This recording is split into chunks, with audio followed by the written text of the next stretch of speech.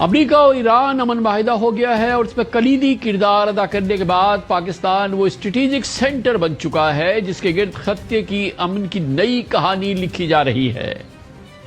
امن کے لیے پاکستان کی انہی کوششوں کے اعتراف میں آج ایران کے صدر مسعود پزشکیان اسلام آباد تشریف لائے اور پاکستان سے اظہار تشکر کیا۔ یاد رہے کہ مڈل ایسٹ میں جنگ کے بعد ایرانی صدر کا پہلا غیر ملکی دورہ ہے۔ اہم بات یہ بھی ہے کہ پچھلے سال اگست میں بھی اسرائیل سے 12 روزہ جنگ کے بعد پریزیڈنٹ مسعود پزشکیان نے سب سے پہلے پاکستان کا دورہ ادا کیا تھا اور جب بھی آپ نے اظہار تشکر کیا تھا۔ ایرانی صدر کا آج یہ دورہ محض ڈپلومیٹک روایت نہیں بلکہ بدلتے ہوئے علاقائی منظرنامے میں پاکستان ایران تعلقات ایک نئی اور انتہائی مثبت شروعات کا پیش خیمہ ہے۔ ایران کی اعلیٰ قیادت کا یہ دورہ دراصل اس سفارتی تعاون کا اعتراف ہے جو پاکستان نے مشکل وقت میں تہران کو فراہم کیا۔ پاکستان نے نہ صرف جنگ کے دوران ایران کی کھل کر سفارتی حمایت کی بلکہ ایران اور امریکہ کے درمیان ڈائیلاگ اور امن معاہدے کی راہ ہموار کرنے میں بھی اہم ترین ثالث کا کردار ادا کیا۔ یہ تاریخ کی ایک بہت بڑی حقیقت ہے کہ 50 سالہ ایران امریکی دشمنی پاکستان نے ختم کرائی۔ آج کا دورہ پاکستان کی سفارتی حمایت پر ایران کے اعتماد کی عکاسی کرتا ہے تو دوسری جانب دونوں ممالک کے درمیان مستقبل کے اکنامک کوآپریشن کے لیے ایک بہت بڑی ابتدا سمجھا جا رہا ہے۔ دراصل امریکہ اور ایران کے درمیان امن معاہدے نے پاکستان کے لیے نئی اکنامک اپرچونٹی پیدا کر دی ہے۔ ایران پر پابندیاں ختم ہونے کی صورت میں پاکستان کو ٹریڈ، انرجی، ٹرانزٹ ٹریڈ اور ریجنل کنیکٹیویٹی کے شعبے میں نمایاں فوائد حاصل ہوں گے۔ آپ کے علم میں ہے کہ ایران پہ امریکی پابندیاں ختم ہو رہی ہیں۔ بارڈر ٹریڈ سے لے کے گوادر کی اسٹریٹجک اہمیت، Iran Pakistan gas pipeline اور ایرانی آئل کی لیگل امپورٹ جیسے کئی منصوبے ہیں جو برسوں سے رکے ہوئے تھے، اب وہ دوبارہ پوری قوت سے متحرک ہوں گے۔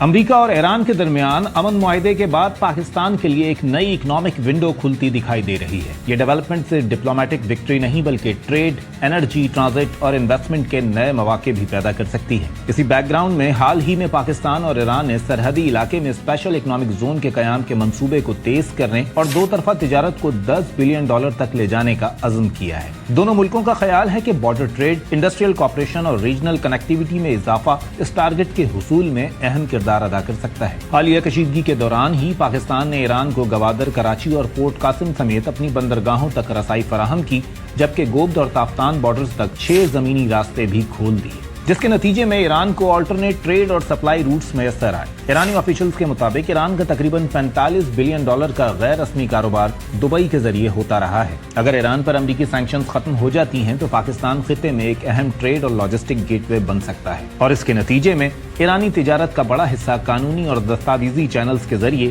پاکستان منتقل ہونے کا امکان پیدا ہو سکتا ہے۔ اس پورے منظرنامے میں Iran Pakistan gas pipeline project سب سے اہم ہے جو ایک بار پھر توجہ کا مرکز بن سکتا ہے۔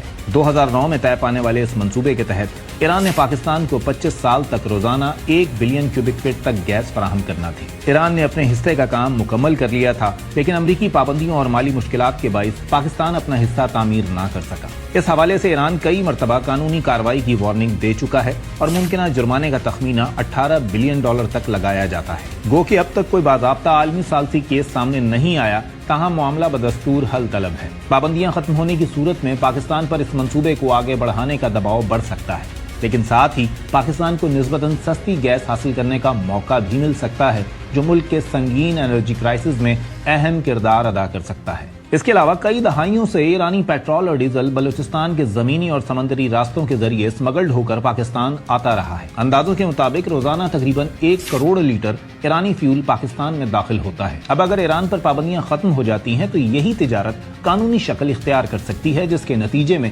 پاکستان کو سالانہ $300 بلین سے زائد ریونیو حاصل ہو سکتا ہے۔ اسمگلنگ میں کمی آ سکتی ہے اور دونوں ممالک کے درمیان انرجی سیکٹر میں تعاون کے نئے دروازے کھل سکتے ہیں۔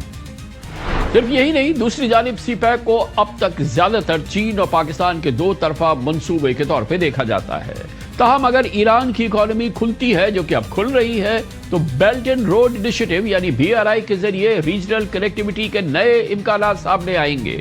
اس کے نتیجے میں پاکستان، ایران اور سینٹرل ایشیا کے درمیان انرجی، ٹرانزٹ ٹریڈ लॉजिस्टिक्स और इंडस्ट्रियल कॉपरेशन को मजीद एक्सपेंशन मिलेगी। ताहम देखना यह है कि पाकिस्तान अपनी ज्योग्राफियाई हैसियत और रीजनल कनेक्टिविटी को किस हद तक ट्रेड, इन्वेस्टमेंट और बिजनेस एक्टिविटीज में तब्दील कर सकता है। अगर करता है तो पाकिस्तान की इकोनॉमी के लिए यह एक गेम चेंजिंग डेवलपमेंट होने वाली है। यही वो पहलू है जिस पर आने वाले दिनों में बिजनेस सर्कल्स और इन्वेस्टर्स की नजरें मरकूज रहेंगी। पाकिस्तान का पोटेंशियल, ईरान पाकिस्तान तिजारत का पोटेंशियल सिर्फ पाकिस्तान के लिए नहीं, पूरे खित्ते के लिए और पाकिस्तान के लिए क्यों हम कहते हैं कि ये इकोनॉमिक गेम चेंजर हो सकता है।